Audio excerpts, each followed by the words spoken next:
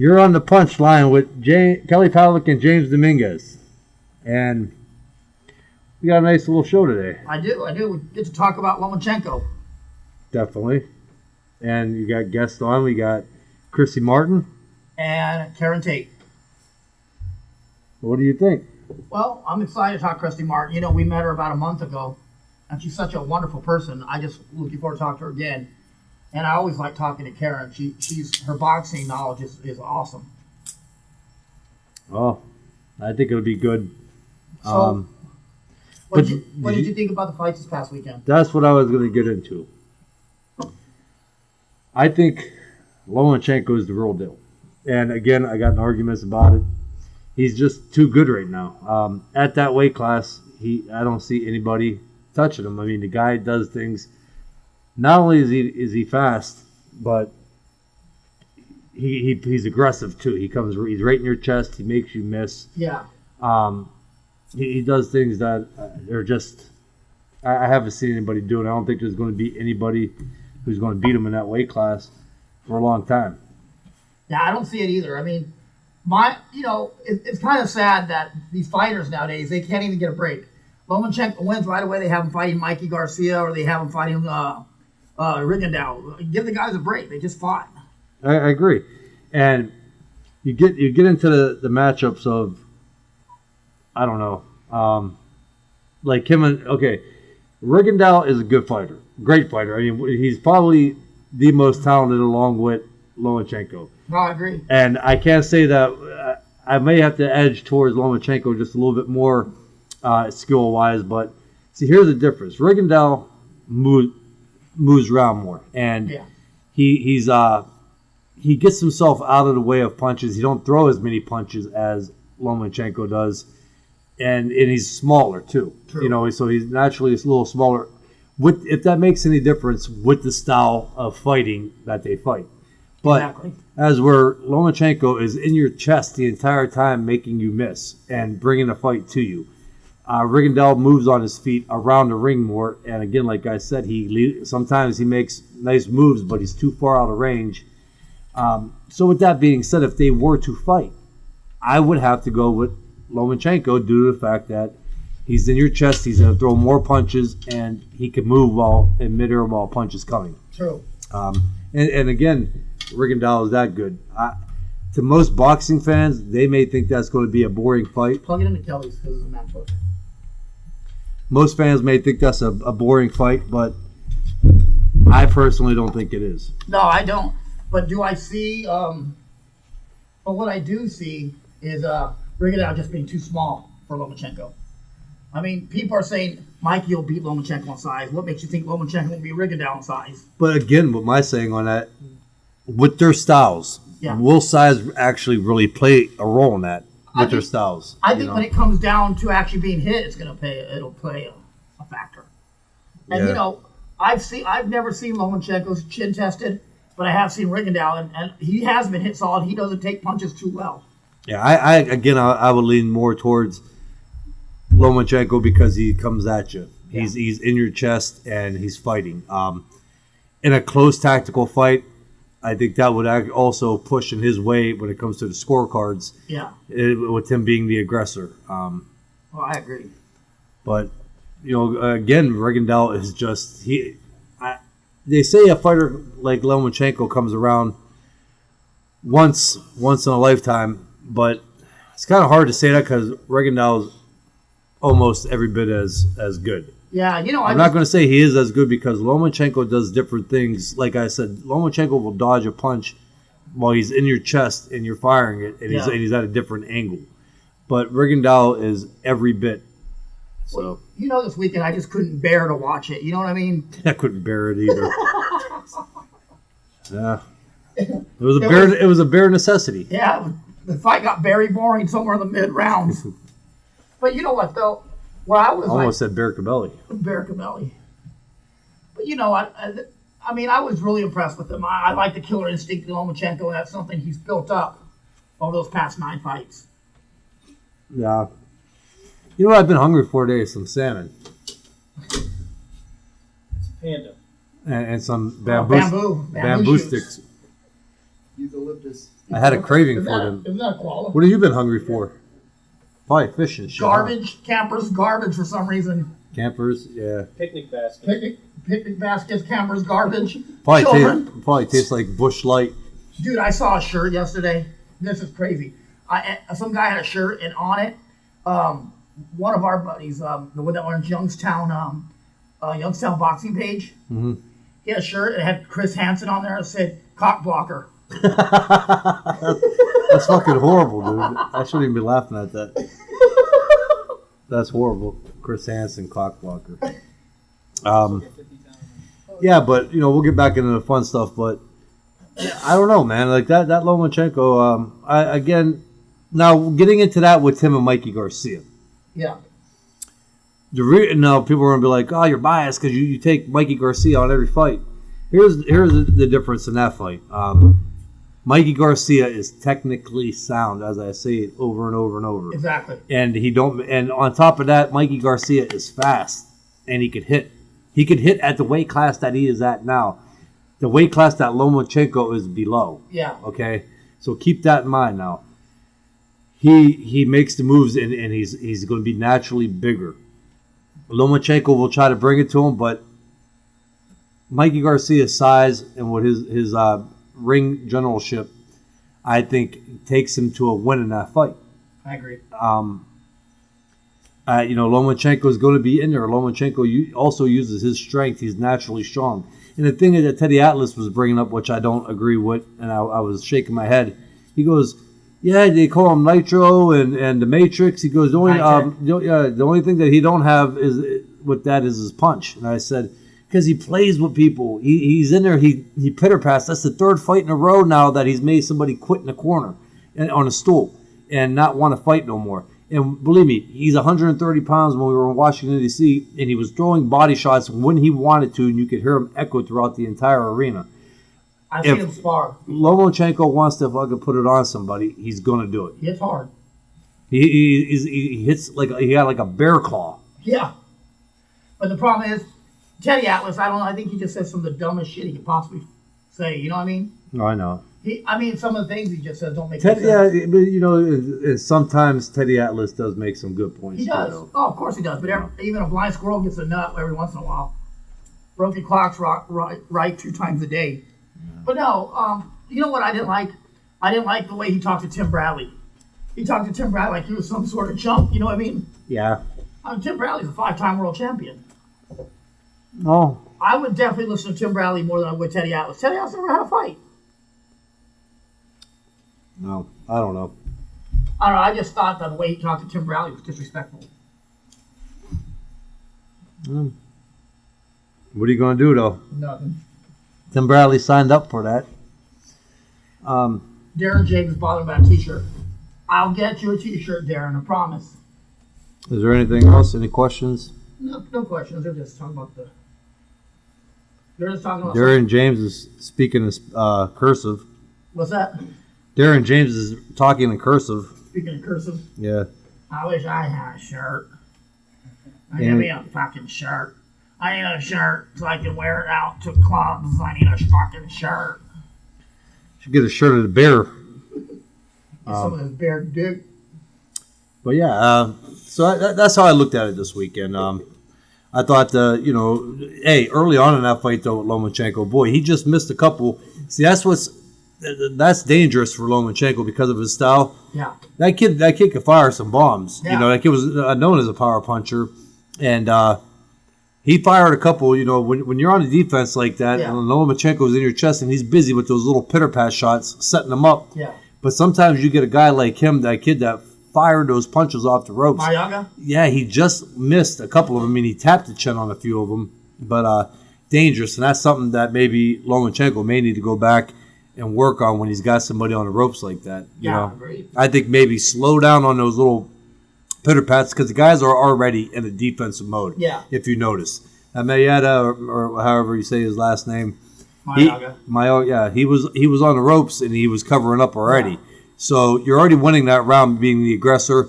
And at that time, I think Lomachenko needs to go back to maybe 1 or 2 shots to the body, feint, come up with an uppercut. But throw like three punches, maybe 4 punches instead of, leaving because you're still leaving your hands out there and you're throwing like 10, 11 punches, which is taking more energy no matter how good a shape you're in. And then you're leaving your chin there for him to fire something when you're not expecting it. No matter how good your reflexes are, you may even have bad luck and he gets lucky and you move right into one of his wall punches. I think, just a little more, conservative and punching when you got him on the ropes. True. One day it's going to cost him one day. He's going to get caught one day doing that. Yeah, he is. I mean, do you think he does that to a guy like Mikey? No, that's what I'm saying. Mikey will have that. Mikey's that type of fighter that can actually, that will hit him, and he will time that. He's that smart that he will be able to see. And Rigondeaux will do the same thing. Dan Ferrari, you're really going to talk, man. You can make an onion cry. Your mama tied meat around your neck when you were a kid so the dog will play with you. I'm joking, Dan. You're my homie. Thanks for cracking on me. Carlos Ponce de Leon says, Bobby is jealous of your mask. Bobby Sanchez? Bobby Sanchez's head is as big as these masks that we got on. But he had a big old fucking knuckle cheeseburger all sweaty and shit. Yeah, but I'm getting ready to take him off. It's getting hot. Matt, I like have a sip of my coffee. But would you like to take a break real quick and maybe get to some of the interviews and whatnot? Let's take a break. And if there's any question, guys, seriously, you're here. We got you on. We're doing a Facebook Live. If you guys want to throw some questions out there, anything on the fights or maybe your opinion on what you're hearing about with the Lomachenko fight and the possibility of Rigondeaux and Lomachenko or whatever fight, or Lomachenko, Mikey Garcia, just shoot them our way and let's see what happens. All right, you're back on the air. You're listening to the Punchline with Kelly Pavlik and James Dominguez. I enjoyed the bear hats. I did too. Well, I think it kind of broke up the monotony of things, so it was pretty fun. Yep. We'll get them back on again. We got little things with that. We got ideas with it. But, we're going back to what we were talking about at the beginning of the show, the fight this weekend. Kind of was hoping to see if we got any more people asking questions on it or what they think. We'd like to hear opinions or whatever anybody else has to say. Yeah. Oh, yeah. I mean, that's the main part of our show is to be able to ask questions and be able to talk boxing. That's what we like to do. Yep. But I'm trying to get back to this right now. How do we find out? Go to your Punchline page. I want it. But it should be right here. Yeah, we're trying to open up to see questions if there is any. Well, this is not live. This is. Okay. Now we are live. All right. There you go. Yeah, but anyways, going on that fight, I read on social media and these boxing groups, people talking about it. People are leaning towards Mikey Garcia kind of now after the performance he had against Broner. Yeah. And I could agree. I mean, honestly, but I tell you what, man, I watched that fight. I had a recorder. I went to a couple amateur shows, and just the things that Lomachenko does, though, I ain't seen it. No. I ain't seen it in a long time. I have not seen that kind of talent. Probably. Like I said, the only other one, and it's funny that is around it's at the same time, is Rigondeaux. But even still with Rigondeaux, like I said, and I'm sure I'm going to get hit with a lot of people like, what the fuck you talking about? Rigondeaux just he just don't do what Lomachenko does. No, he don't. I mean, he's right there. And can he do it if he fought that way? Probably, he might be able to. So who knows on that? But I think he's just more of a mover. I think Rigondeaux makes for a more exciting fight for the fact that he doesn't have as good chin as Lomachenko and can get knocked out. I think a lot of people, if they fought, again, going off of it, just like the Pacquiao-Mayweather fight, people will bitch like, oh, it wasn't a good fight. You got two tacticians in there that, Yeah.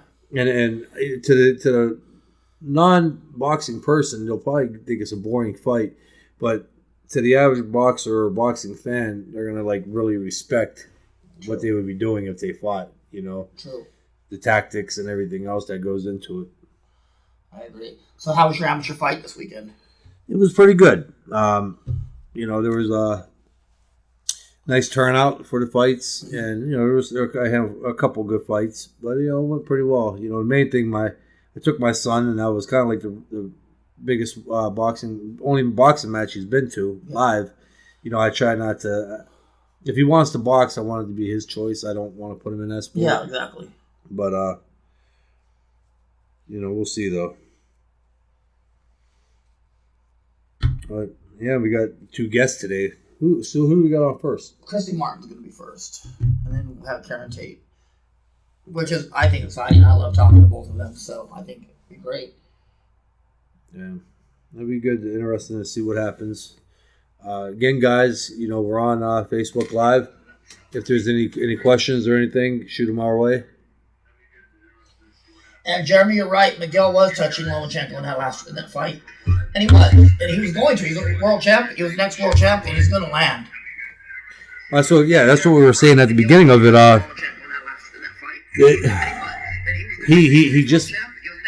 He missed him a little bit. How do you get this volume off? The volume. Oh. Yeah, getting a little feedback on that. Yeah, he was, and that's what I was saying earlier.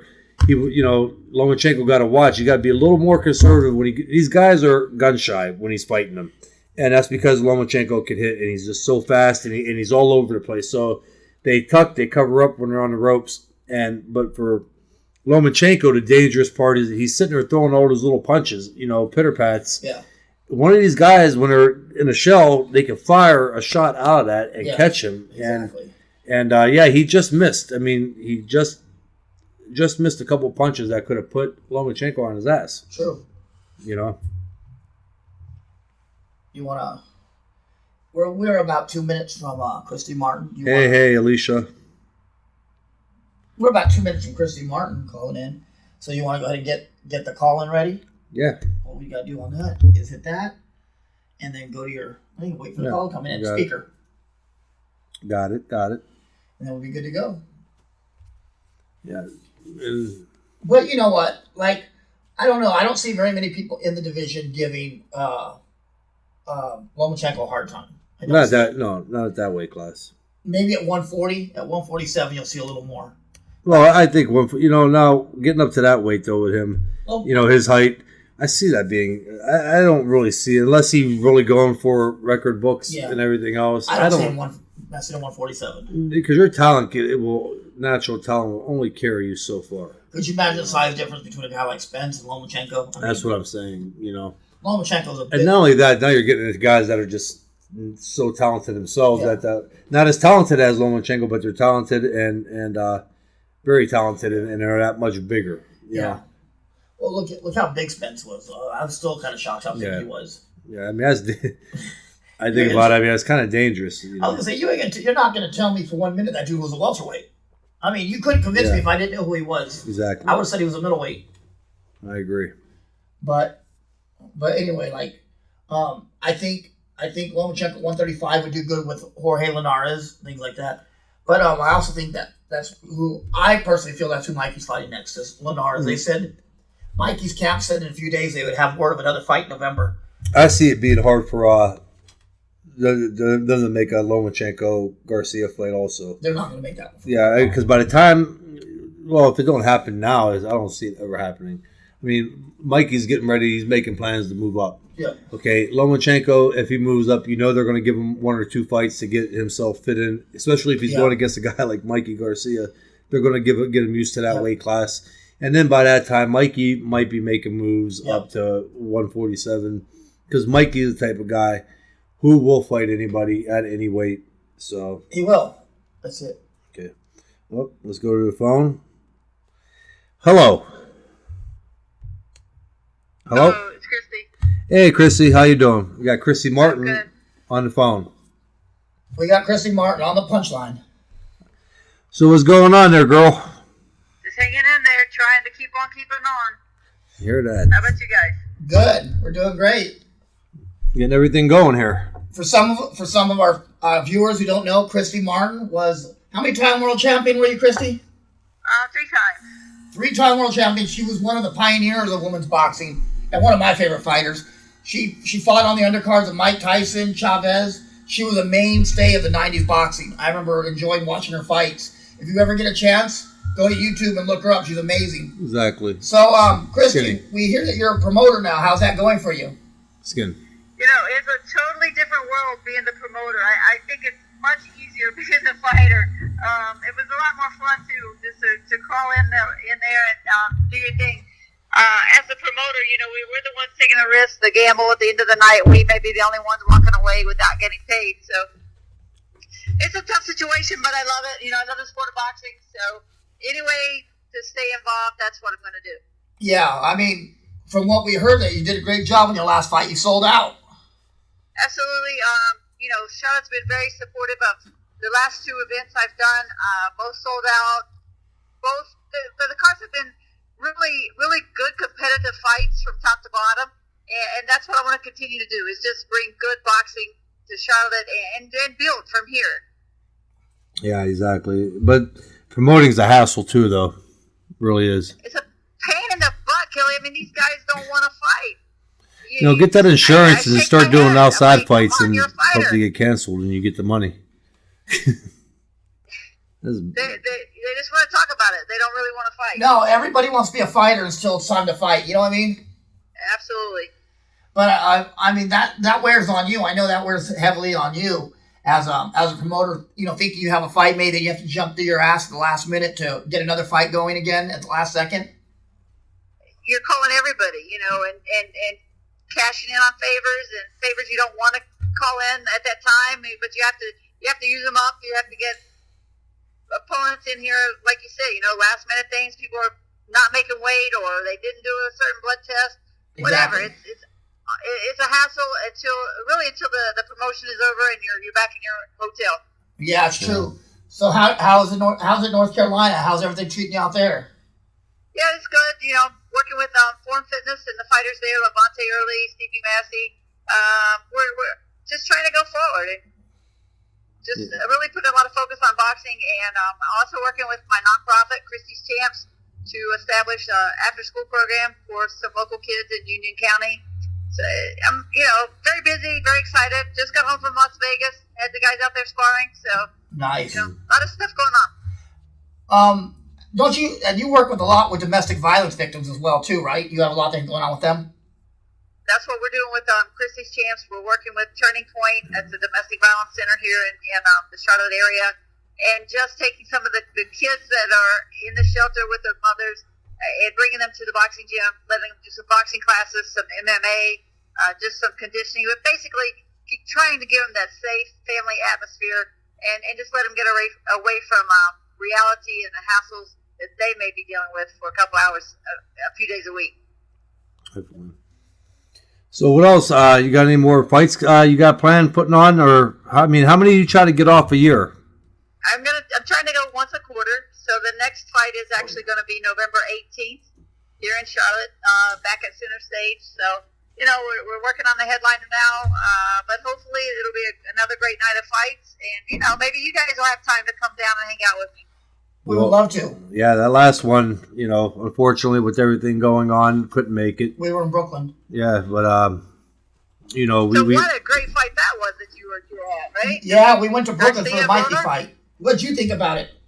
I haven't got to see it yet, but what? I read about it. It was on the same night as my fight, and then I left immediately afterwards and went to Las Vegas. So I've been kind of relaxing and having some downtime. Yeah, I'm not the only one that's, you know, in the boxing biz and can't catch fights that much. You know, it's hard. It's hard when you're busy. Yeah. You're always going, but so it was a good fight. Broner and Garcia. Oh yeah, yeah. I mean, it was a good fight for Mikey. I'm gonna put it that way. Yeah, it was a good fight for Mikey, not so much Broner. I was trying to be nice, you know, with that fight and tossed Broner some rounds, and I tossed him one, but in reality, I watched that fight again, and I don't even think he won that round. I gave him 2. Wow. I gave him 2. I'm going to go home. Actually, I'm on my way home now, so hopefully I can find it on demand or someplace or on the internet somewhere and watch it finally for myself. Yeah, you know what? And score it for yourself, because everybody's scores are all over, but most can agree it's no more than 2 rounds. Yeah. Unless you really want to be biased and you just don't like Mikey, or you're just that big of a Adrian Broner fan, which we ran into some, on the show and everything. And some of the other websites and pro fighters. I mean, some thought that Broner got robbed. So, Wow. Yeah, we had guys like Robert Easter, and Robert Easter said that Adrian Broner won 8 of the 12 rounds and he was robbed.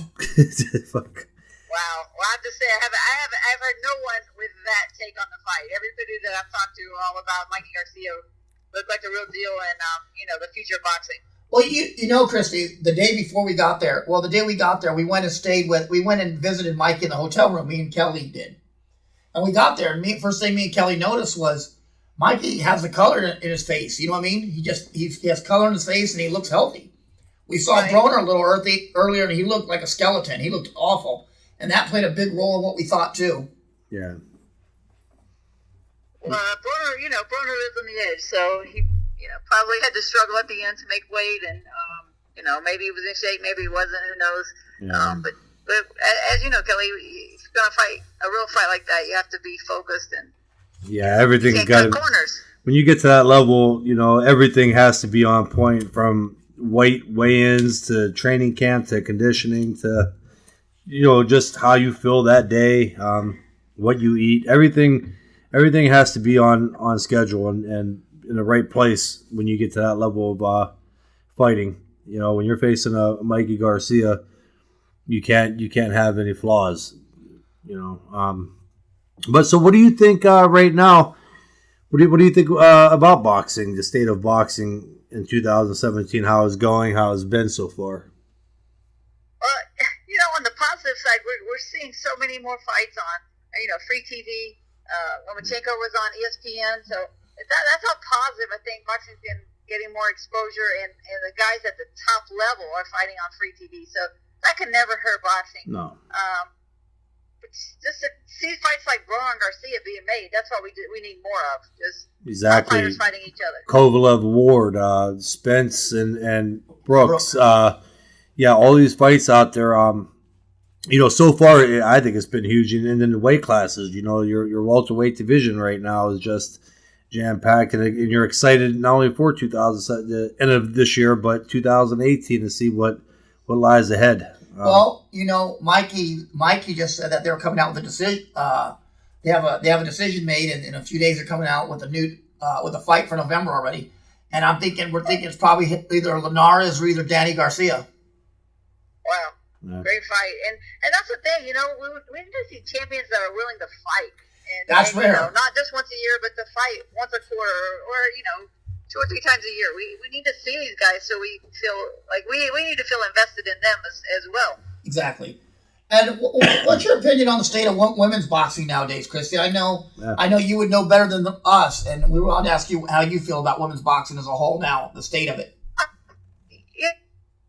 It does seem to make a little resurgence, but at the same time, it's going to be about the talent level, and about the matchups, and about the excitement. I mean, Carissa Shields is getting some good exposure.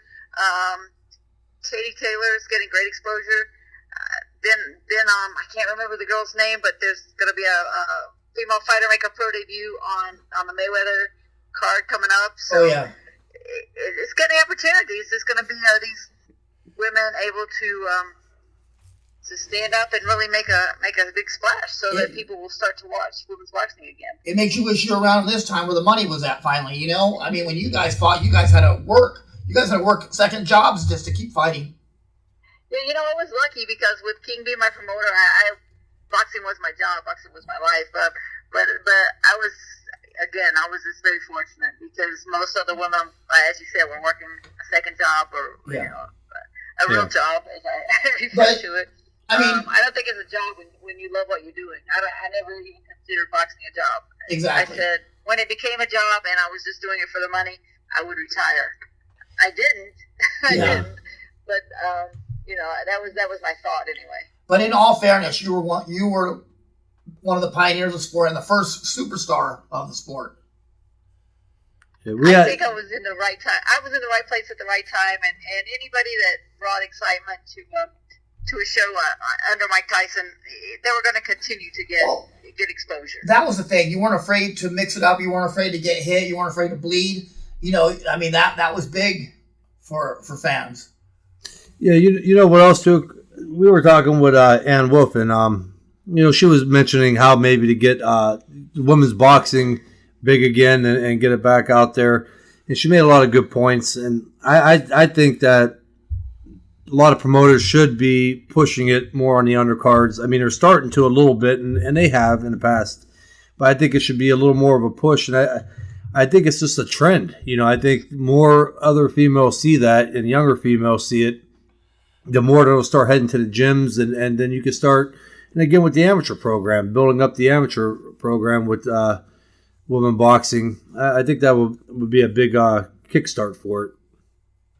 That's the thing. I believe that with the addition of the amateurs, like in the Olympics and everything, getting that type of exposure, it can only bring more female fighters to the gyms.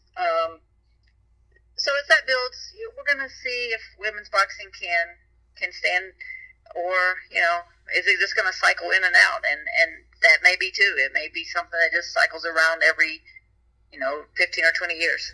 Well, to be fair, the Katie Taylor fight, other than the Mikey and Broner fight, was the most action-packed fight there that night. Yeah, it's true.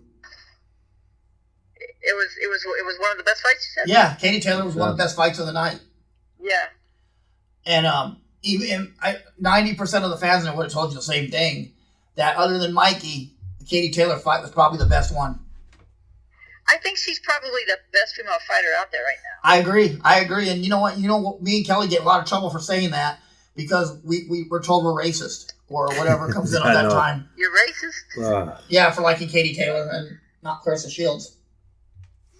Well, it's not that I don't like it. It's just a word that's tossed around anymore. Wants to make a statement. And Clarissa Shields even said that she just, she goes out there and she tries to, basically she's trying to look good. She's trying to make sure she's throwing all her punches right. In my opinion, if you want people to notice you, you have to go out there and make a statement. And yes. By making a statement, it's you have to do something special, and that's knock people out. That's what people want to see. That's why fans tune in to see people get knocked out, not to watch the perfect boxing match. They don't understand the sweet science. And we're not by any means we're not talking about her skills, because she is skilled. She's a 2-time Olympic gold medalist, but at a certain point, you need to be able to interact with your fans and, other fighters. You need to kind of have that persona where you can be liked. You know what I mean? I mean, that goes a long way in boxing. And absolutely. And the times that I've talked to Clarissa, she's been very combative almost every time, There was a Facebook post where she was in Flint, and one of my friends posted on her. She was fighting. I wrote on there, I said, I prefer Katie Taylor. And she wrote under me. She goes, well, I prefer my 2 gold medals and my championship belt. I was like, okay, well, yeah. But that's not what we were talking about. We were talking about Katie Taylor's gold medal. Yeah. So, I mean, being combative. It's hard. She's young. It's hard when you're young to take criticism, and it's hard to maybe understand your value or lack thereof that you have earned so far. So some of that, and I agree with you. I think she needs to be a little more media savvy, a little more people and fan friendly. Yeah. But we'll chalk it up to youth and inexperience. Inexperience, exactly. And I'm sure it takes time to deal with the media. I've never been in a position like that, so I really can't say. You and Kelly have more experience when it comes to the media than I do. So. Yeah. I mean, I agree with what you guys said. I don't personally follow her too much, but from what I hear from people, I mean, it's not helping women's boxing or the fans, but who knows? Could be a bad day. Could be. Could be a series of bad questions. I don't know. So. It could be. Yeah.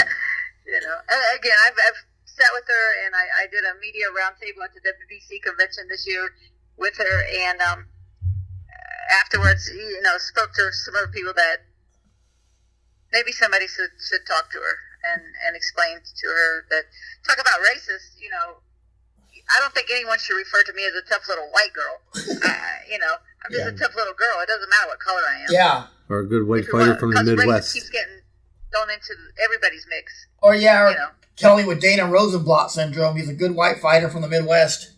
Yeah. Yeah. But no, I mean that's just something that gets thrown around pretty easy. If you don't, Oh my God. if we said we wanted Mikey to win, me and Kelly were racist. Well, that's not the case. I told my favorite fighters are Roy Jones and Felix Trinidad. I don't know. I pick fighters on their skill. Mine's Sugar Ray Leonard. Sugar Leonard, yeah. So. But it's just an easier word that gets thrown around now in boxing, and fans throw it around at each other, and it's crazy. I wish boxing wouldn't come to that.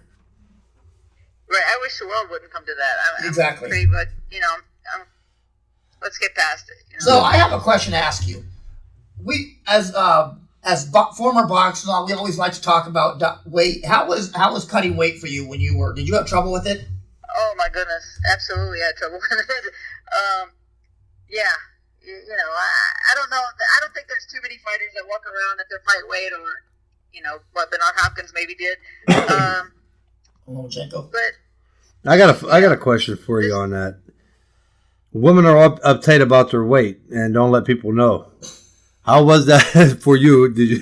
When you had a? Are you kidding me? Wait, that was like the worst thing ever. Like you're standing up there in Las Vegas, and you have those big scales, which always in my mind I could just see like the fish market or something. Yeah, I can imagine telling like this thing. All these people and they yell out your weight. You're like, really? Can't you just even say it low? Yeah. Just tell her seeing a guy from the head commission like turn around. Just turn around when I get on a scale, okay? Yeah.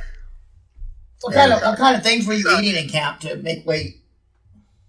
The typical stuff that you wear in the plastics, Abilene all the time, and in and out of the sauna. Yeah, you know what's funny about that too? You just go through the things you have to go through. Yeah, you mentioned the people that don't box and that are like, I'm sure not a lot of people on the average day with a regular job. I'm sure they're not losing weight using Abilene, but you mentioned that to people who don't box and they look at you like, what the hell? Why? Why would you put that on you? You don't feel like having to explain to them. That's makeup remover. Yeah. But you know what? Abilene was for rich people.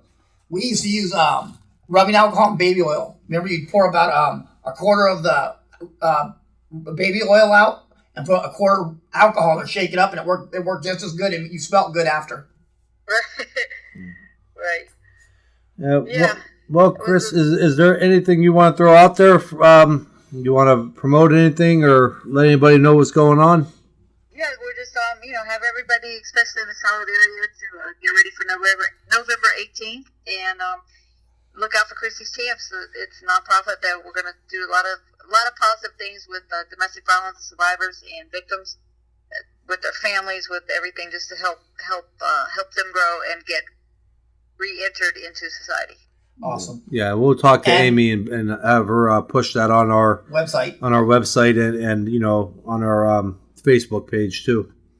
Awesome. And I would love for you guys to come down on November 18th if nothing else comes up. Yeah, I would love to come down. Also, I wanted to tell you before you got off here. I read an article that was written about you and your experience with domestic violence, and I want to tell you that you are an inspiration.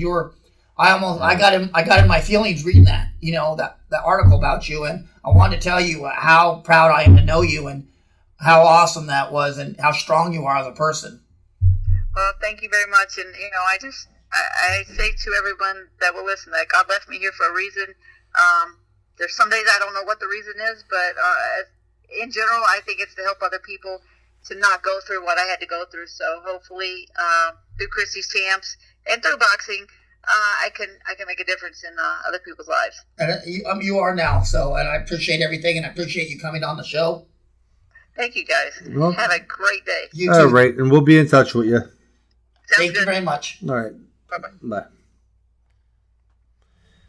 Well, all right. Well, that was Christy, and good to hear from her. What a superstar she was, and for some of the, if you ever get a chance, I want you to Google that story about Christy and her experience with domestic violence and abuse, and this went on for years, and until it finally came to a head. But she is such a wonderful ambassador to the sport, and Yeah, now we'll get that. We'll talk to Amy. Not to mention she didn't age for shit. She still looked good, didn't she? Yeah, very, very pretty lady, and and she could fight. They were talking. She was telling us she was a teacher, and the kids were 15 years, 16. around that 15, 16-year-old kids. And I was saying, boy, if one of them, put their hands on her, disrespected her, they get a whooping. And Christy could hit. I'm not saying that because she was on the show. I mean, if anybody goes back and YouTubes her fights, she could hit hard. Yeah, I remember watching her all the time. I was, younger. Yeah. I was before I was even pro, and watching her fights. I do too. I remember I'd turn on Chavez fight, and then she'd be on the undercard, or Tyson, and I remember watching it like, damn. She always wore like a blue or pink trunks. Yeah. Yep. But, all right, well, we're going to take another break, and we will be back on the Punchline with Kelly Pavlik and James Dominguez. We got... Is Facebook Live on? We got Caryn going right now. Caryn on the phone. So what's going on with you? Hey, not much. How you guys doing? Oh, we're doing all right. We're on the Punchline with Caryn Tate, acclaimed novelist and boxing writer. Hi guys, how's it going? Going great. How are you? I'm great. And Caryn's going to be doing a bi-weekly segment for us every couple weeks, and she's going to tell us what she thinks about her state of boxing. She has a lot from another point of view we like to get besides ours, and she's going to have another point of view of boxing for all of our viewers, and you guys might want to listen because she knows what she's talking about. So go ahead, Kelly. You get to ask Caryn first. Yeah. What do you think about the last couple of fights that have happened? We want to get your opinion and intake on them. Oh, sure. Which ones? Last week I thought Adler Shields. I don't know if you guys already talked about that one, but I thought Shields just looked phenomenal, and I was already, I already had pretty high opinion of her and her skills before that fight, but that fight she actually surprised even me. I just thought she, completely demolished a legitimate champion there in Nikki Adler, and it was pretty astounding. Oh, I did not get a chance to see that one. I did watch it. Yeah, I'd recommend it. Yeah. I did watch it, and I agree with you. I thought she did a great job. We talked to Christy Martin before you, and my only take was I don't know if Christy and Kelly agreed, but Chris is a great fighter, but what she could use is a good PR person to teach her how to handle media a little better. Yeah, I don't disagree with that. I mean, she's young. I think, she still has a few things to learn and some experience she needs. But yeah, I don't think that's a bad point. Yeah, that's what Christy was saying too. Sorry, go ahead. Yeah, that's what Christy Martin was saying too. Same thing. She's young. I can't really touch on it. I mean, I don't know. I haven't seen her. I think I may have seen her fight once. I haven't really paid attention to it, so I kind of don't want to put my 2 cents in. Well, no, no worries. No, I mean, what I was going on was the comment, about that her and Shakur Stevens being on Floyd's daughter. I mean, to go on about that's that's a young person mistake, and then there a friend of mine was posting her fight on Facebook, and they were talking about her. I said, I'm a big fan of Katie Taylor, and I prefer Katie Taylor. Well, she actually wrote me back and said, well, I prefer my 2 gold medals and my championship belt. Well, I'm sure Katie Taylor appreciates her gold medal too. Yeah. So I mean, that was, everything is not, argument. I just like Katie Taylor. Yeah, I totally hear you there. I may have a crush on Katie Taylor. I don't know. Sorry, go ahead. He said he may have a crush on Katie Taylor. Well, I won't speak on that, but in the ring, she's pretty phenomenal.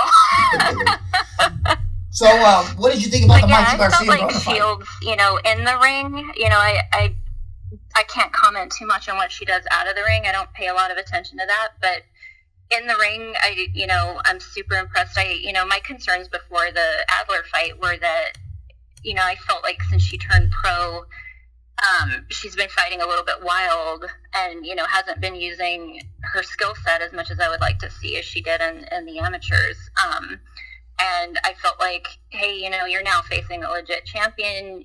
Adler might be able to make her pay for that if she does that again. And so I was really pleased that when the fight started, she kept a cool head and she did not fight well. And she used her technique and skill that we all know that she has. And she really used it to good effect. And I mean, it was like Adler couldn't let her hands go. It was crazy. I was really impressed. I thought a lot of people I saw after the fight, kind of tried to sort of discredit the win by saying, well, Adler wasn't that good, or that there aren't that many great fighters at that weight in women's boxing. And I felt like I don't think that's fair to Adler or Shields to say that, because I feel like you can make that argument in a lot of divisions in women's boxing because there's so little support and pay for it. So there are a lot of fighters out there who have a lot of room to grow. But I felt like Adler was a legitimate champion. She has real skill. She's a good fighter. So I felt like, and in Clarissa's fourth fight to come up there and win 2 world titles in her fourth fight was just really impressive. But isn't that the way that boxing's going nowadays anyway? Every time somebody wins, somebody gets discredited. I mean, look at Mikey and Adrian. The fight wasn't 3 minutes old. People were talking about how Mikey wouldn't beat Crawford. I mean, the guy hadn't just got out of the locker, got back in the locker room yet. Totally. I mean, in a way, I kind of like, I wouldn't say I like it, but I don't mind that kind of talk as much because it gets people excited about what this fighter has next, right? So in Mikey's case, like, oh, well, I don't think he could beat Crawford, and it gets people talking at least. So I don't mind that as much as the actual discredit. Like, to your point about Garcia and Broner, I also saw a lot of people after the fight, not before the fight, but after it was over, being like, oh, Broner had lost it anyway, and he wasn't that good or whatever. And it was like, that's not right. And you weren't saying that before the fight. Yeah, I get like really pissed off. And, I have proof on this to show that I'm right. I gave my opinions, and I did a couple of interviews and whatnot, and this was on Friday before the fight. And it was kind of funny, people were coming on there who probably never boxed or may have had a couple amateur fights, and they're telling me that I'm stupid. And there was a lot of good comments, and then there was comments like, oh, this, oh, that. Kelly was boozed again. Yeah, or something like that. And it is sickening. I mean, I wish I could just see these people. They're probably the same ones coming up, shaking my hand, asking for an autograph. Probably. I was going to say they would never say that to your face. Yeah. Sure. And then the funniest shit is, after the Mikey Garcia fight was over, there was people on there that were commenting back towards them saying, with question marks like, oh, who was wrong now? And who don't know what he's talking about? And it's like, and the one guy said, boy, if you ask me, it looks like Kelly was almost seen into the future and called that fight.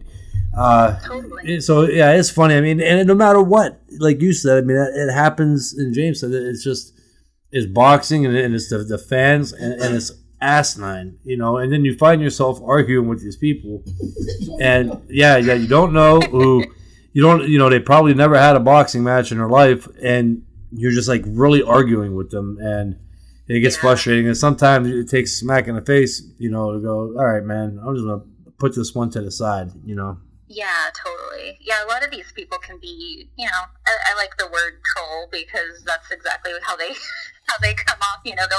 They'll just keep at you, and I feel like I largely just ignore people like that because it's like, you're not worth my time or energy, really. It's true. Yep. But as that being said, did you happen to catch the fight Saturday night? I did. Yeah. What did you guys think of that? I think Lomachenko is a once in a generation type fighter, skill wise. I don't think you're going to see a guy like that every few years on the scene. You know what I mean? Yeah. I agree. He thought he did phenomenal in the fight. A couple of mistakes that I touched on earlier, in the show, as far as when he got people on the ropes. I thought he almost got caught clean a couple times, but he didn't, and he hasn't in his other fights.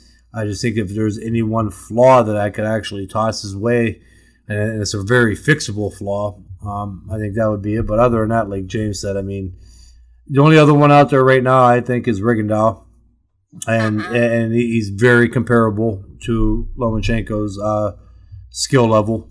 But I just think, Rigo moves too much. He's out of the way a lot more than what Lomachenko is. Lomachenko brings the fight to you with that defense and power. And I think, if they were to fight, maybe he has a size advantage too. Again, I said also with their styles, I don't know if size makes a difference that much in that fight, but he has that advantage also going into it. So yeah. I'm with you there. I mean, I like the Lomachenko Rigondeaux fight quite a bit, mostly because I just feel like here are two phenomenally talented fighters. Both have, 2 gold medals, and they're near the same weight. I feel like that needs to be made. But yeah, I have a little concern about the size difference at this point too. I wish it had been made, a few years ago when they were closer in weight. But I bring up that matchup too. I bring up that matchup with him because I think that fight's more realistic than Lomachenko Garcia, which a lot of people are talking about.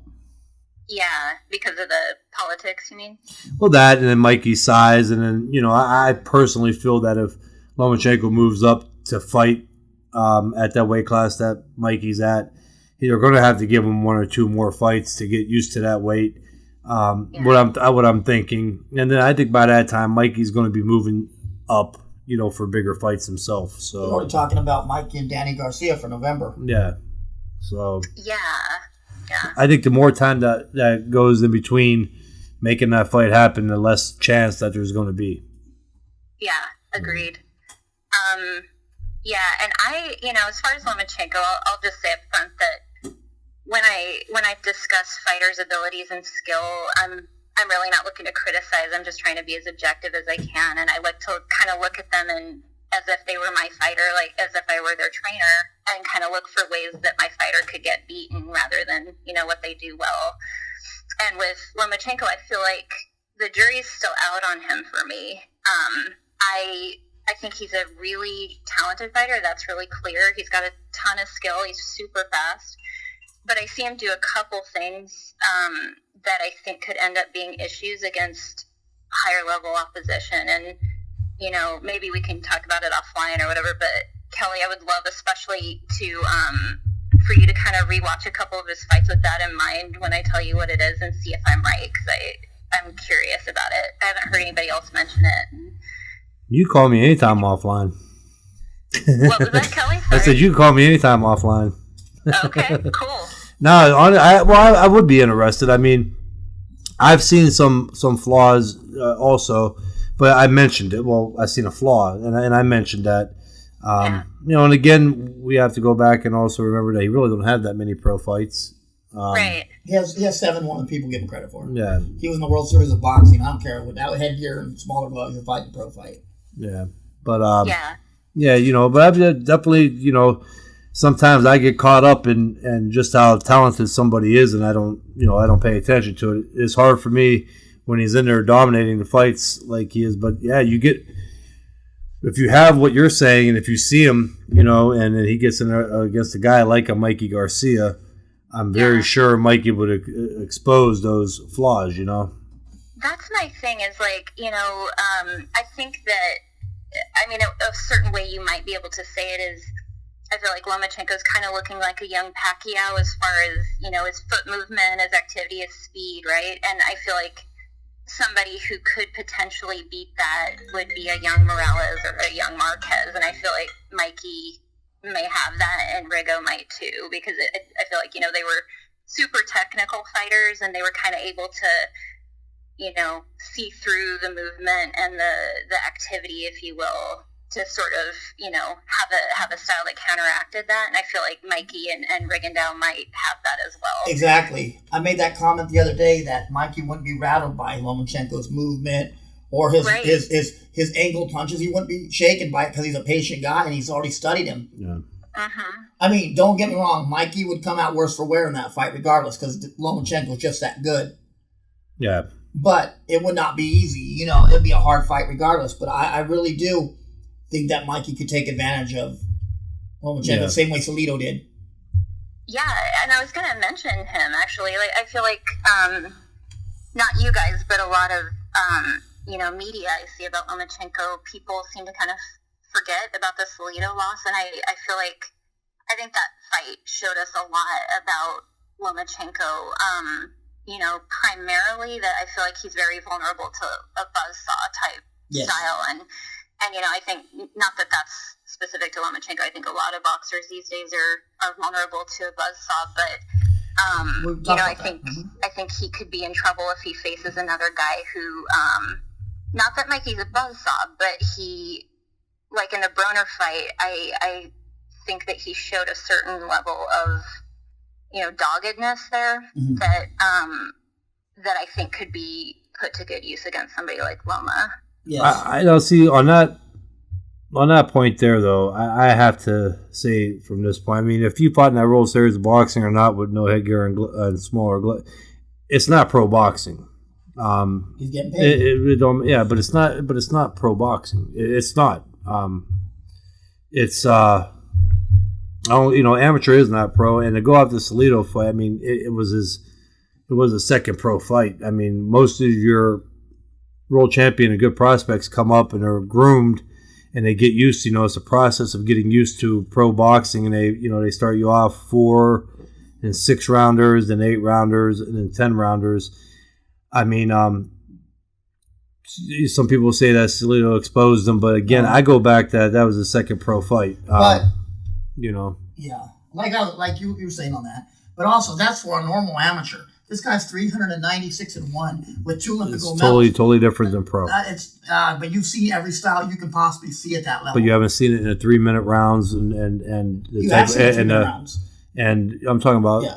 I mean, if you want to live a pro career through the amateurs, then yeah. But I'm saying amateur is amateur boxing, and that's why they bring you up 3, 4, 6 rounders, 8 rounders, 10 rounders. Well, I'm saying there's hardly anything that he hasn't seen that. So in his first 10 fights that they wouldn't feed a normal fighter. His first 10 fights. But I'm talking about in a second pro fight. That was on his management. His management screwed the pooch giving him Salido. Yeah, that's when he fought. That's when he fought. You're fighting a 50 fight world champion at that point. I mean, come on, that guy's a workhorse. But I mean, he's look at the guys like Inoue. What's he have? 8, 9 pro fights, and he's a world champion. He's done the same thing. Yeah, Inoue is awesome, man. Really big on that fighter. Oh, Inoue? Does he have a fight coming up? Yeah. Yeah, actually, I was going to mention that he's on the Superfly card. I think it's on September 9th. I'm super excited for that card. I think Inoue is the best fighter that Americans haven't heard of yet. Oh, I totally agree. He's kind of in that place where I think Chocolatito was, a few years ago, where he was just on the brink of coming over here, and then people were like, whoa, this guy's awesome. Yeah, did you, a lot of people said that he'd beat Chocolatito Gonzalez right now, and he definitely beat Carlos Cuadras. You said a lot of people are saying that? Yeah, I've heard a lot of respected trainers say that he'd beat Chocolatito Gonzalez. Yeah, I don't know.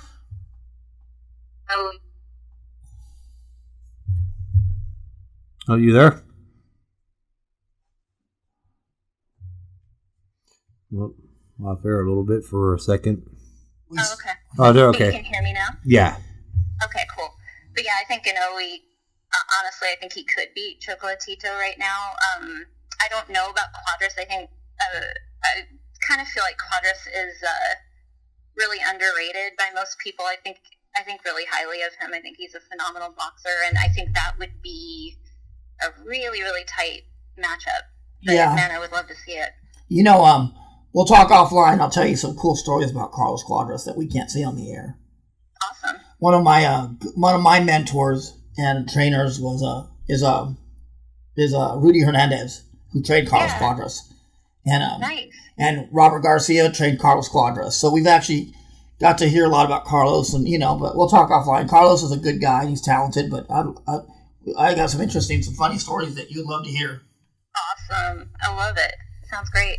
But yeah, and I was going to mention too, on that same card, I think it's just like potentially the best card of the entire year, not just, the best fights necessarily, but the best card. We have, Inoue versus Antonio Nieves, who's no pushover. Yeah. And then Chocolatito Gonzalez versus Sorun Visai in the rematch. And then we have Gallo Estrada versus Carlos Cuadras. And I feel like, what a phenomenal card. I actually thought Chocolatito was robbed in that fight. I thought he won that fight. Yeah, I agree with that. I mean, I actually didn't have it kind of close. I mean, I gave some rounds. I thought they were actually close to stopping that fight in the one round. What was that, ninth eighth round? Ninth round. He was taking a beating, and then I didn't see how he won that fight. I was like, wow. Interesting. I did have it close, but I could have seen it go either way, kind of, in that fight. But the early round, well, I should say, I go back now. The early rounds, he gave up, but I thought he just controlled, middle to the end. It was funny because I thought Cuadras lost his fight, and I thought Chocolatito won his. Oh, that's interesting. And I definitely did not have Cuadras losing his fight, but it was a much tougher fight than I would have liked to have seen for him. But it's interesting too, though, because I thought Cuadras beat Chocolatito when they fought. Did you? I did. We were there live for that fight. I thought Chocolatito just did enough. Okay. I mean, Cuadras was the mover, and he was using his defense a lot better, but I just thought that Chocolatito was kind of pushing him around a little bit. Interesting. Yeah, I just thought Cuadras landed more clean punches, in more rounds. That's the short version. Yeah. Yeah. Maybe the thing with Chocolatito is that he's just his style too, though. He's always the aggressor. So many punches, even close rounds could look like they go towards him because of activity wise. Chocolatito reminds me of him. Actually, I do think that's why he's won. Like I would also say like his fight with Estrada. I think it was back in 2012. That was an awesome fight, first of all. But when I watched it, I've watched it a few times, and I thought it was super close. And I honestly think that's probably the biggest reason it went to Chocolatito, much like the Cuadras fight. It was he looks great. He always looks really aggressive. He's coming forward. He's throwing a lot. Yeah. I just when I look at Chocolatito, he reminds me of a busier Michael Carbajal. Yeah. You know what? Yeah. I think maybe hits a little harder. He might. I don't know. Carbajal can pop. Knockout power. Yeah, but he just maybe because it's just been so long, he kind of looks like he's just a little thicker. And Chocolatito. Yeah, he probably is a little thicker. Yeah, but I agree. That's a hell of a comparison right there. He just reminds me of him by the way his technique is and style. Personally with him, a lot of people, I like his style, but I think if you're in great shape and got good skill and a good chin, that you could beat him. I think as we've seen last fight, his last fight. But I still thought he won, but if the other kid had a little better endurance, I think he just faded, like I said, middle to late rounds. His output in the beginning of the fight was a lot. Yeah. So Caryn, I do have a question, and I know you're not going to get away from being asked. Conor McGregor, Floyd Mayweather. Uh-oh. Yeah. Oh, man. You want to know how I think it's going to go? I want to know what you think about the fight, how it's going to go. Well, you know what? That's a fight that I feel like I see a lot of people complaining that it's happening, and I'm not one of them. I feel like, hey, this is a huge payday for these guys. It's a huge opportunity business-wise. I don't begrudge them that. I think good for them. They're going to make more money than most fighters could ever dream of, and I feel like anybody who does this for a living, you deserve as much money as you possibly can make, so go for it. More than just about any athlete in any sport would see. What was that, Kelly? I said just about as much money as any athlete in any sport would see, unless they have an 8-year contract. Totally. So, yeah, I definitely don't begrudge them having the fight. But, I mean, to me, it's kind of a no-brainer for Mayweather. Like, there should be. I mean, I think there may be a few rounds where in the the early rounds where Floyd's trying to figure out McGregor's odd timing and movements because he's coming from a different sport. But yeah, after that, I don't think it should be very competitive. Yeah, exactly. James mentioned it. I agree. The first 2 rounds, I see maybe with that style, the awkward style, giving Mayweather, a hard time. But I still see Mayweather winning those rounds. Yeah, I see after that, I just see Mayweather figuring it out. You know, he's a very smart fighter. I see him figuring it out and just laying it on McGregor, pretty much doing what he wants, you know, by the middle rounds. Totally. Yeah. I don't see how that can't happen, to be honest. Well, what is your opinion on the whole Paulie Malignaggi McGregor thing with McGregor releasing a video, a picture saying Paulie Malignaggi said it was bullshit, that he was never knocked down, he was tripped, and that you don't go out, you don't take camp stories out. You know what I mean? You don't spill sparring stories. Yeah, no, I agree. I think that was in poor taste in McGregor to release stuff like that. But you know, it's not a surprise to me. I feel like he seems to be willing to do pretty much anything to market the fight. And so it wasn't surprising to me that he started doing that kind of stuff. And I think the fact that he hasn't released the actual video of the sparring session says it all, you know? Yeah, you know what's funny about that, and you bring that up? I was watching another interview with Paulie, and he said, you know, he was being professional about it. He goes, I'll say more, because I guess he's commentating the fight. He said he'll say more when the time comes. But he goes, that the arrogance, he said that, first of all, how he treats the sparring partners. He puts them up in, like, shitty places and apartments and everything else for the amount of money that for the amount of money he's making that fight. And he was going on with that. Then he said that, you know, he's going to break everything down come fight night. You know, he's going to be professional about it, not tell anybody anything right now. But, you know, a good point that Paulie made too, and I thought it was funny. He goes, if they want to send pictures and post them out there of him stepping on my foot and me falling down and saying that he dropped me, he goes, put the entire sparring session on there, you know, on video. Yeah, put that out to the public. He goes, you're going to see a very different situation and sparring session than what you got everybody what you're trying to make everybody think. Totally. So. I mean, he's, you know, and you know, give it to McGregor. It's good marketing because, you know, if you think about it from an MMA fan's perspective, you follow McGregor and he releases photos of, you know, look, I knocked down this, you know, professional boxer. He said he was very arrogant too. Sparring, then they're going to be like, oh, wow, he has a shot to beat Mayweather, right? So it's great marketing, but as far as the truth, I don't believe it. Yeah, you know, the thing with most boxing fans is that are real fans, they know Paulie, and they know one thing that you really can't question on Paulie is his integrity. Paulie's honest almost to a fault. You know what I mean? Yep. Absolutely. And even in his interviews, he's not gonna lie about what happened. No. Yeah.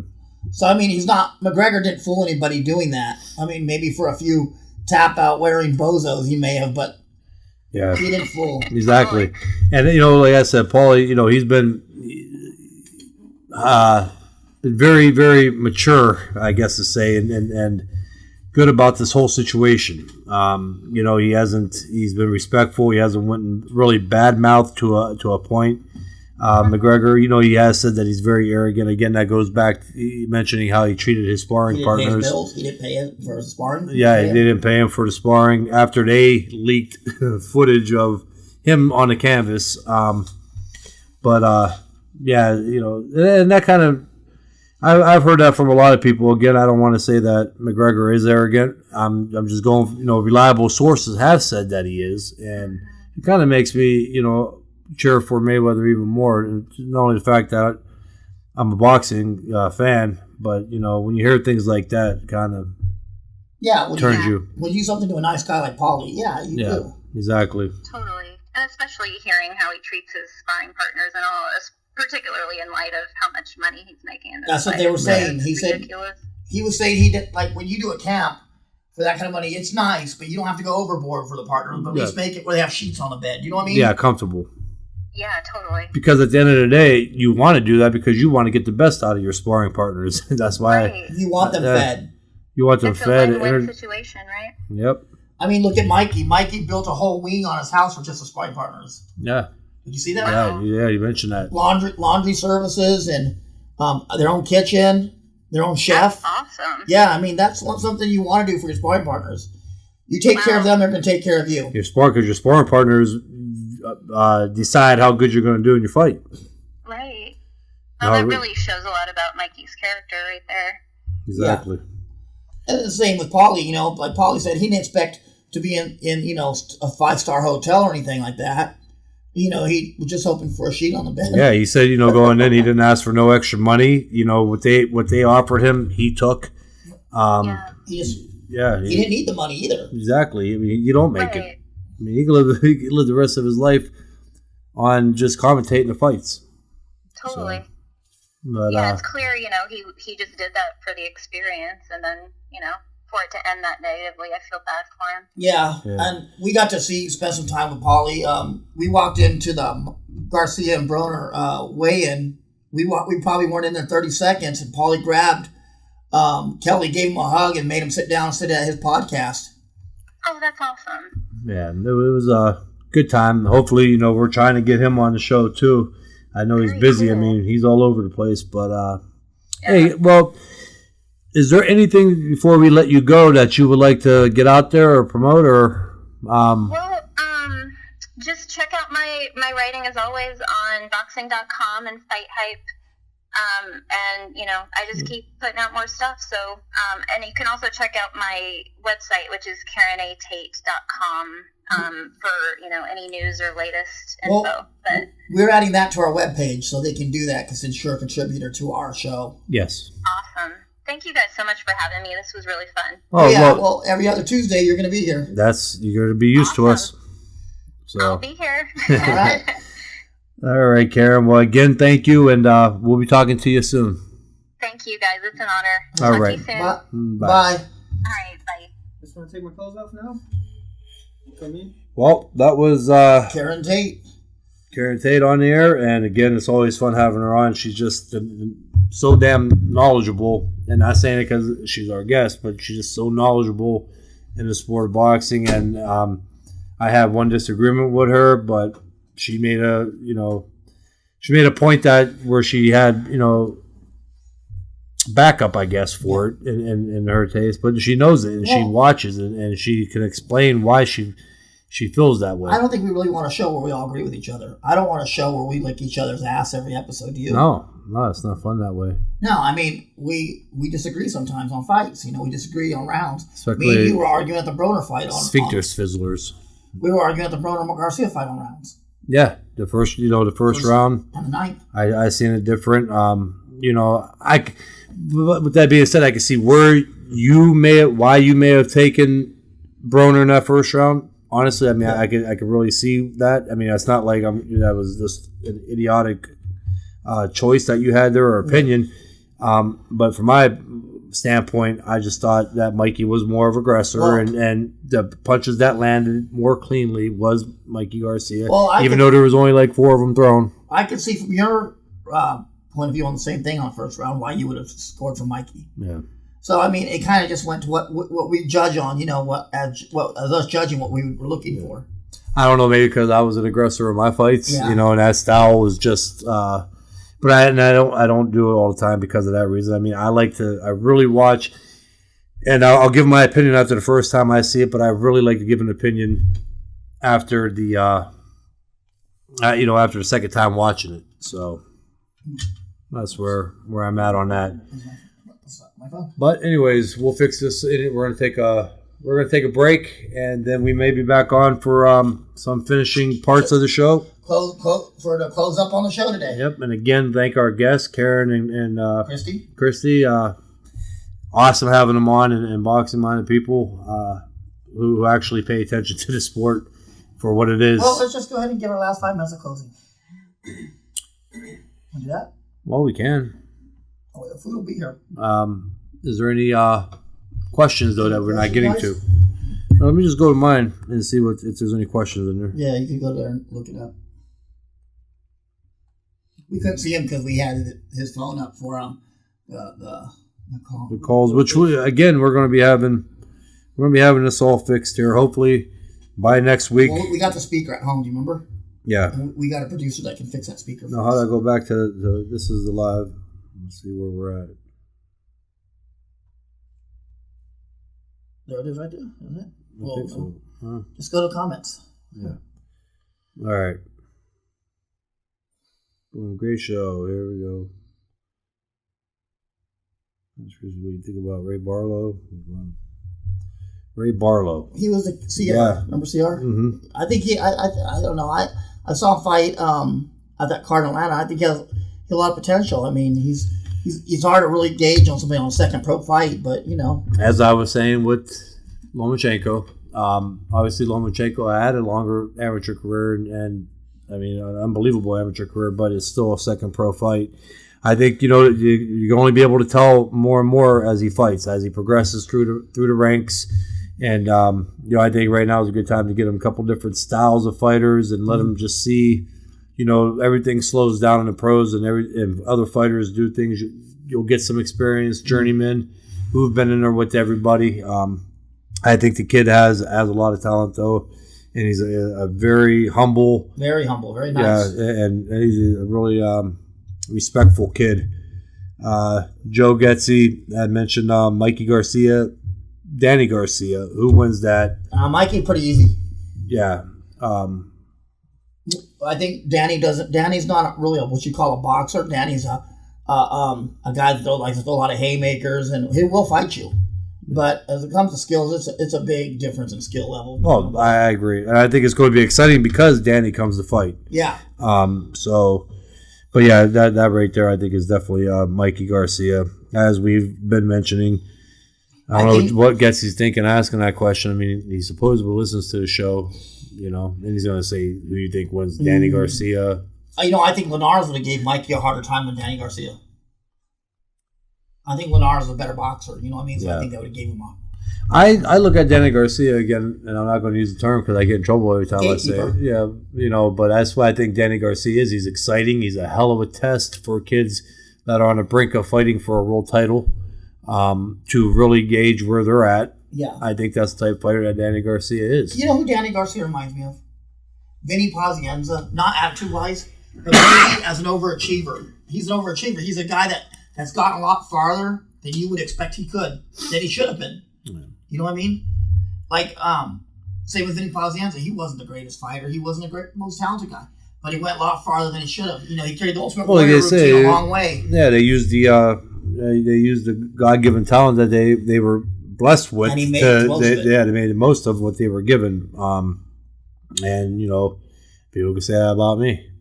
So, sure. It's, it is what it is. Yeah, but I think your career was a little different than Danny Garcia's. I mean, I think you were blessed with a natural ability, a natural talent. You know what I mean? You didn't, he beat Matisse, yeah, but Matisse comes right to you, too. He did. Yeah. And then he beat old Eric Morales. Well, then he beat Amir Khan, who has no chin. Yeah, and then going on that again, Danny, because his style, too, though. I mean, I credit Danny Garcia on the fact of his style. I mean, it's not, I'm not insulting him at all by no means. I'm just saying, because he comes to fight, man, he's a ballsy, durable guy. He's not afraid of anybody. That's why I say he's a great fighter to gauge your up-and-coming guy. Yeah, he's not afraid of shit. And he still could win a fight. He has enough pop and his style he could still win fights that he ain't supposed to win. And he's a naturally bigger man. Yeah. People don't realize that. He has 2 inches of height on Mikey. But as far as... Yeah, but again, if he was to beat Mikey, I say the same way that maybe McGregor beats Floyd Mayweather. Just right time, right place, and everything falls in. I don't see it happening, though. Honestly, I don't see Mikey being outskilled by him. Yeah, I don't think you're gonna knock Mikey out. Mikey's been with some heavy punchers. I think if you can be in the ring with Edwin Valero, even people say it's just sparring, it doesn't matter. You get hit, you get hit. You're in the room with Matisse, Valero, Brandon Rios, Maidana, and you're telling me, and this guy didn't get dropped. He has a chin. Yep, definitely. And you got the experience too. You're probably not gonna show him anything that he hasn't seen. Well, and also Mikey sparred with a prime Pacquiao at 15 years old. And people didn't realize that. That takes balls. Yeah. I mean, that's experience. That's stuff that you're taking with you. But we are going to finish this up now. Again, I thought it was a great show. I want to thank our guests again for coming on and giving their insight on things in the boxing game right now. I did want to bring up one thing, though, before we left. Yeah. I did enjoy the roast session on that poor guy the other night. He got on there. I'm not going to throw his name out there. I wouldn't do that. I would. You think I should? He started his shit, man. Yeah, okay, we can. But asshole, he really is. The dude what happened was we were on Facebook and talking about Mikey and Broner. Already he started bad-mouthing Mikey again. It was a racial thing at first. Race thing, you could tell. And then he started with, he tried to tell me that he was a member of Kronk boxing team. Yeah. And I was like, you posted a picture of Manny Stewart at a gas station. That doesn't look like Kronk Jim to me. So, boxing's a small world. Everybody knows each other. So I contact one of Kronk's fighters, Ruben Williams, former perennial contender, right? Yeah. Great fighter. And he said, I don't know him. The dude's lying. So anyway, busted him out on that. Then he said that he owned his own title boxing in Greenwich of Seattle. Yeah. Looked up the company director. He don't own that one either. So we called him out on that. Then he said he wants to fight Kelly. He's never had a boxing match, never a pro fight or an amateur fight. He just sparred, but he's going to beat Kelly up. He's going to make a name off Kelly, he said. That he has his pro license. And so Kelly says, well, go on BoxRec and check. Go on BoxRec. He's not on BoxRec. And then he's on BoxRec, so he don't have a pro license either.